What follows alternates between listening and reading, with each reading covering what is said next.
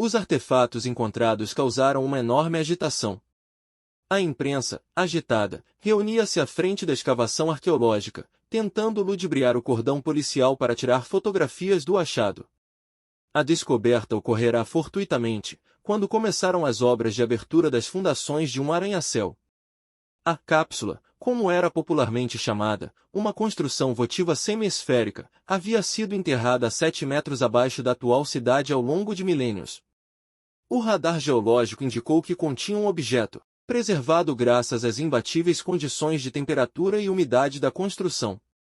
Randy Sanders, a renomada arqueóloga, estava no local supervisionando os trabalhos de escavação. Tentavam traspassar a porta de acesso à construção, mas sem destruí-la.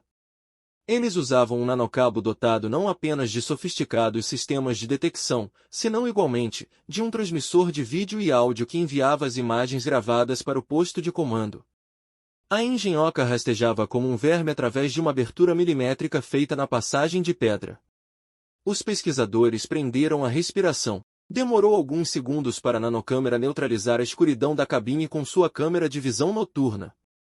Os cientistas exalaram uma exclamação. Diante de seus olhos assomava a mais importante descoberta da história da humanidade. Recebiam as imagens do que parecia ser uma estátua que, ao contrário do que se esperava, não era feita de pedra, mas de um estranho material translúcido. Não demorou muito para perceberem que se tratava, na verdade, de um dispositivo mecânico. Impossível. Datou-se em 3 milhões de anos a esférica construção, o que coincidia com o aparecimento do homem no planeta. Ou cometeram um erro de cálculo ou foram vítimas de uma piada cruel. Era imprescindível estudar o achado. Depois de inúmeras horas de esforço para não danificar a construção, os técnicos conseguiram deslizar a porta o suficiente para abrir uma fresta que lhes permitisse chegar ao habitáculo. Randy se equipou com uma cinta, um capacete com lanterna e um walkie-talkie. Realizaria uma avaliação do achado com o fim de comprovar a sua autenticidade. A depender das conclusões alcançadas, a obra seria paralisada ou a peça arqueológica seria extraída. A arqueóloga esgueirou-se, como um alpinista em descenso, pelo estreito conduto que descia até a cápsula. As paredes desprendiam um intenso olor de umidade. A cada salto, a luz de seu capacete tremeluzia sobre o poço escuro, que, para Randy, parecia uma mandíbula pronta a devorá-la. Depois de pousar os pés no leito de terra, a arqueóloga se despojou da cinta. Ergueu a cabeça e iluminou a cápsula. A equipe mal havia desenterrado a entrada da câmara, uma massa esférica de pedra, na qual se embutia uma porta decorada com intrigantes sinais gráficos. O resto da construção ainda permanecia enterrado nas areias do tempo. Randy se perguntou que aspecto teria. Antes de entrar, colocou a máscara e as luvas que guardava no bolso direito da calça. Tinha que proteger o conteúdo do prédio de qualquer tipo de contaminação. Cheguei ao fundo, câmbio, informou pelo walkie-talkie pendurado à cintura.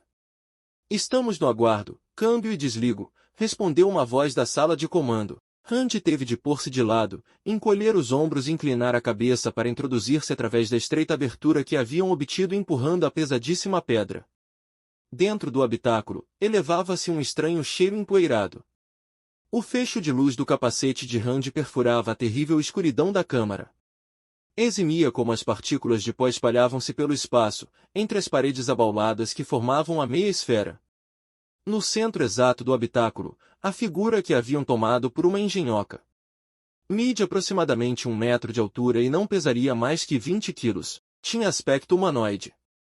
Dotavam um par de olhos exageradamente grandes. A abertura, que Randy supunha tratar-se de uma boca, era uma fina linha negra. Sua pele, que deixava entrever um feixe de fiação, que percorria o tronco e as extremidades, parecia extremamente dúctil. Randy pousou cuidadosamente seu dedo indicador sobre um dos braços.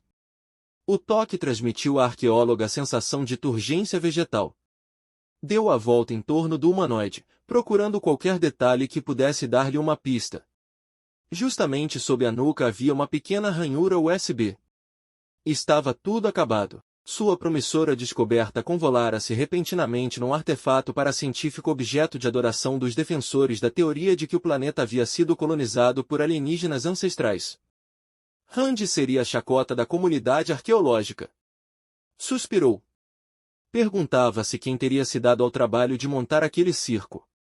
No entanto, não deveria adiantar os acontecimentos.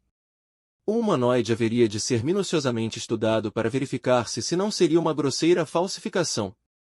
Solicitou, pelo walkie-talkie, a presença de um perito em informática. Passados uns minutos, um adolescente magricela e sua mochila de nylon negro deslizaram pela abertura da porta. Rand ergueu as sobrancelhas dubitativamente. Tentava não julgar as pessoas pela aparência, mas não pôde deixar de pensar que aquele garoto deveria estar em sua escola secundária, em vez de perder tempo. Eu sou Wick, disse ele, apertando sua mão de maneira profissional. Rand. Eu já sabia, ele sorriu sarcasticamente. Rand não podia acreditar no que estava ouvindo.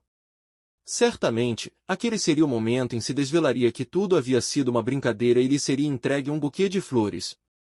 Rand estava furiosa, pois abandonara os seus demais projetos de pesquisa por uma semana inteira. Contudo, teria que encarar a situação com humor. A raiva não funcionava bem diante das câmeras.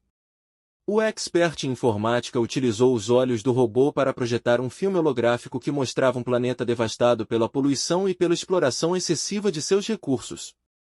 Narrava como, para salvar a sua raça da extinção, milhões de embriões foram enviados para um exoplaneta habitável, situado a 4 anos-luz de distância, utilizando uma nave espacial alimentada por velas de fótons. Assim que a nave chegou a ESO 1, o planeta que Rand e Ikki habitavam, o robô humanoide ficou encarregado de germinar os embriões e criar os espécimes. Quando Ikki clicou em um dos ícones que apareciam na tela holográfica, um detalhado mapa do DNA humano foi exibido junto com as coordenadas que localizavam a Terra, seu planeta de origem, no cosmos. A vida em ESO 1 não havia surgido de acordo com um processo milagroso e inexplicável. A espécie humana que o habitava provinha de outro lugar do universo. O final da história era detalhado nos afrescos que adornavam as paredes da cápsula. Quando o humanoide ficou completamente avariado, os nômades espaciais erigiram aquela construção votiva em honra do único ponto de união com a sua cultura, seu passado e seu planeta de origem. Aquele robô fora o único pai que conheceram. Os teóricos dos alienígenas ancestrais sempre tiveram razão.